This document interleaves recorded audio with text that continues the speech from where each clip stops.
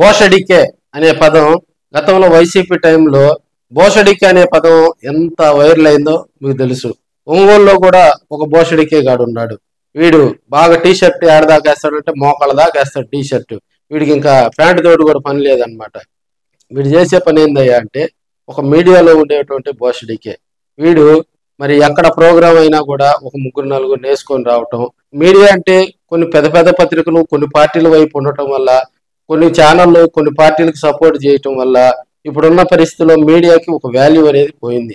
కొద్దో గొప్ప కొంతమంది వాస్తవాలకు దగ్గరగా విశ్లేషణ చెప్పడం కానీ, అదేవిధంగా పార్టీలకు అతీతంగా పనిచేసేటువంటి కొంతమంది రిపోర్టర్స్లు, జర్నలిజాన్ని నమ్ముకున్నటువంటి కొంతమంది నాయకులు, అదేవిధంగా కొత్త జర్నలిజం వైపు వస్తున్నటువంటి వారందరూ కూడా పార్టీలకు అతీతంగా కొంతమంది పనిచేస్తున్నారు కాబట్టి కొద్దో గొప్ప మీడియా అంటే కూడా ఇప్పుడు వాల్యూ ఉంది. సో సోషల్ మీడియా వచ్చిన తర్వాత కూడా మీడియాని పట్టించుకునే పరిస్థితి అయితే లేదని చెప్పాలి. అదేవిధంగా ప్రకాశం జిల్లాలో ఇలాంటి బోషడికేలు అద్దంకిలో ఉండారు, కనిగిరిలో ఉండారు, ఎర్రగొండపాలెంలో ఉండారు, పొదిలో ఉండారు, దర్శిలో ఉండారు, కొండేపులో ఉండారు, కందుకూరులో ఉండారు, సంతనూతలపాడులో ఉండారు, చీరాల్లో ఉండారు. సో ప్రతి కాన్స్టిట్యున్సీలో కూడా ఈ మీడియాలో బోషడికేలు తయారవుతున్నారని కూడా తెలియజేసుకోవచ్చు.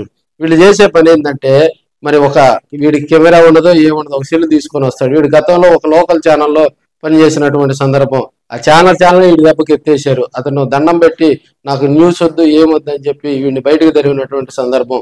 కెమెరా కూడా వీడి దగ్గర నుంచి లాక్కొని వీడిని బయట వేస్తే మరి ఇప్పుడు ఆ ఛానల్ పేరుతోటి లోగో పెట్టి ఒక యూట్యూబ్ ఛానల్ క్రియేట్ చేసుకొని అక్కడ ఏయో చిన్న చిన్న వార్తలు వేసుకుంటున్నటువంటి సందర్భం. వీడికి కొండేపులో ఒక బోషడికే ఉన్నాడు. వాడి ప్రోగ్రాలన్నీ కూడా కొండేపు కాన్స్టిట్యున్సీలో జరిగే ప్రోగ్రాలని ఇది ఎగేసుకుంటా పోయి అక్కడికి వెళ్ళి మరి ఇక్కడ ఒంగోలులో కూడా 2 ఛానల్తో టైఅప్ పెట్టుకొని మరి కొండేపులో జరిగేటువంటి ప్రోగ్రాలన్నీ కూడా మరి సెల్ ఫోన్లో వీడియోలు తీసి ఆ మేనేజ్మెంట్కి పంపిస్తే వాళ్ళు ఎమ్మటే లింకులు వేసి ఈ బోషడికే వాళ్ళకి పంపించి వాడు డబ్బులు తెచ్చుకుంటాడు. సరే వాడి చావని ఒక్కడే పోతున్నాడు, ఏదైనా ప్రోగ్రానికి డబ్బులు వస్తే తీసుకోమను, ఇంకా ఏమైనా వస్తే తెచ్చుకోమను, దానికి ఇబ్బంది లేదు. ఈ బోషడికే గారు గతంలో ఏం చేశాడో తెలుసా? దర్శిలో ఒక ప్రోగ్రామ్ అటెండ్ అయ్యాడు పొద్దున్నే 10:30, 11 గంటలకల్లా. అక్కడి నుంచి కొండేపులో ఒక ప్రోగ్రామ్ చూసుకున్నాడు.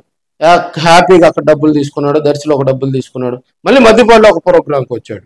సో యువకుడు తిరగలిగే శక్తి ఉంది కాబట్టి దానికి నో అబ్జెక్షన్. సో ఒక యువకుడు కాబట్టి ఏదైనా ఒక న్యూస్ కవరేజ్ చేస్తే వాళ్ళు ఏదన్నా ఆనందంగా ఇస్తే తీసుకోవాలి కానీ డిమాండ్ చేయకూడదు. ఈ మధ్యకాలంలో ఈ బోషడికే చేసేటువంటి పనులు ఏంటంటే మరి ఇంకొక లోకల్ ఛానల్ పేరు చెప్పుకొని ఒకడు బేసిడ్ బిర్యానీ గడి వీళ్ళందరూ తిరుగుతూ ఉన్నారు. వాళ్ళకి ఇప్పుడు ఒంగోలులో ఉంది ఒకే ఒక్క లోకల్ ఛానల్. ఈ మిగతా ఒంగోలులో కేబుల్ అనేవి లేవు. వీళ్ళు క్రియేట్ చేసుకొని లాస్ట్లో కేబుల్ అని తగిలించుకుంటారు. అది కేబుల్ అయిద్దా? కాదు కదా. మరి ఒక 2-3 అంటేసుకొని ఇక్కడ మీడియాలో కొంతమంది టాపర్ ఉన్నారు, కొంతమంది లోయెస్ట్ పీపుల్స్ కూడా ఉన్నారు. వారేదో మీడియాని నమ్ముకొని చిన్న చిన్న పత్రికల ద్వారా కొన్ని కార్యక్రమాలకు కొన్ని ఓపెనింగ్స్కు వస్తూ ఉన్నటువంటి సందర్భం. సో పల్లెటూరు నుంచి వాడు ఏదో విలేకరుగా పనిచేస్తూ వస్తున్నాడు ఒంగోలుకి. వచ్చినప్పుడు ఏదైనా ఓపెనింగ్ సంబంధించి ఇతర కార్యక్రమాలకు వస్తున్నటువంటి సందర్భాలు మనం చూస్తూ ఉన్నాం. సో వాళ్ళకి ఏదన్నా వాడు తృప్తి పడి ఏదైనా ₹1 ఇస్తే తీసుకోవాలా? మరి వీడు ఏం చేస్తాడంటే ఈ బోషడికే గాడు మాయా 3 ఛానళ్ళు, 4 ఛానళ్ళు, 5 ఛానల్ అని వాళ్ళకి రావాల్సిన డబ్బులు మొత్తం వీడియో తీసుకొని రెవ్వన బండి వేసుకొని వెళ్ళిపోతాడు. వీడికి పెద్ద బండి ఉంది, హోండా బండి, బాగా ఎల్లో టీ షర్ట్ బాగా మోకాళ్ళ దాకా వేసేదని వస్తాడు. సో ఇలాంటి బోషడికేలను కూడా రాబోయే రోజుల్లో ప్రజలు నమ్మొద్దని మరి మీడియాలో ఉన్నటువంటి కొంత మిత్రులు చూస్తున్నారు. వీడికి రాజకీయ పలుకుబడి కూడా ఈ మధ్య కాలంలో తోడైంది. కొంతమంది ఆ కొండేపు కాన్స్టిట్యున్సీలో ఉన్నటువంటి ఒక బోషడికే ఇతర కాన్స్టిట్యున్సీలో ఉన్నటువంటి వాళ్ళతోటి మరి మీడియాలో పనిచేస్తున్నటువంటి కొంతమందిని బ్యాక్గ్రౌండ్ డ్రాప్ పెట్టుకొని వీడు చేసేటువంటి ఆగడాలు ఒంగోలుతో పాటు కొన్ని కాన్స్టిట్యున్సీలో చేదర పుట్టిస్తున్నాయని చెప్పాలి. ఒక వార్త మరి ఈ వీడు పెట్టేది కూడా యూట్యూబ్ ఛానల్లే.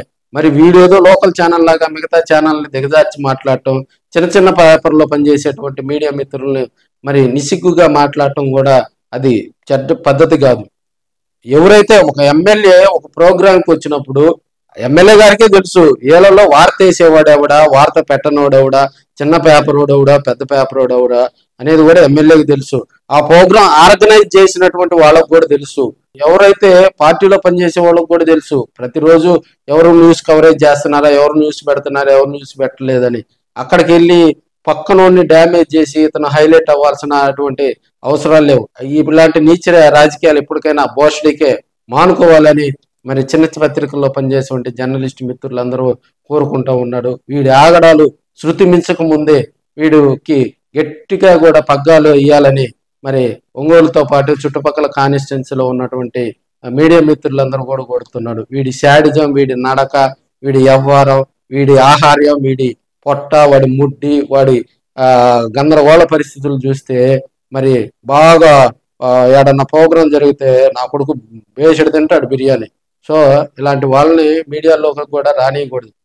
ఇలాంటి వాడికి ఎవడో ఒకటి తగులుతాడు, దవడ బగలు తగులుతాడు, అప్పుడు తెలిసిద్ది మీడియాలో ఇన్ని రోజులు ఏ పని చేసామనేది.